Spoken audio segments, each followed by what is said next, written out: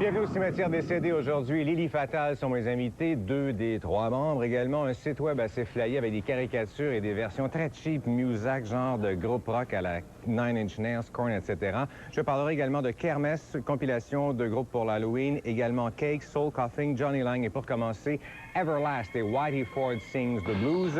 C'est apparemment son 2e album solo. Moi, j'ai jamais entendu le premier, je vous avoue. Il vient de Los Angeles, bien sûr. C'est l'ancien leader de House of Pain.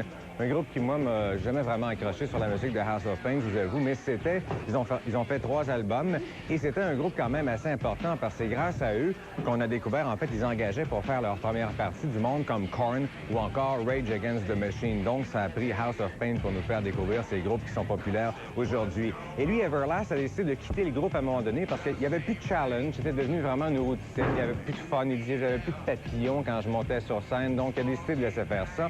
Aussi, il était un peu tanné d'être considéré comme un rappeur parce qu'il y a des préjugés. Vous savez, quand vous êtes un rappeur, vous n'êtes pas un vrai musicien. Lui, il veut être pris. Il dit, donc, je suis un musicien. Oui, je fais du rap, mais je suis capable d'écrire des chansons.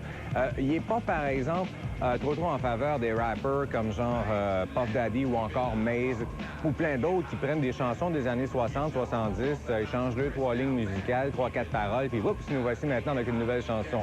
Tu sais, à l'époque, on appelait ça des versions, mais les jeunes pensent que c'est tout neuf, alors que c'est pas le cas. Alors lui, il a pris sa guitare, vraiment, et son courage à 2 mains, puis il a carrément redéfini son style musical sur ce 2e album solo, devrais-je dire.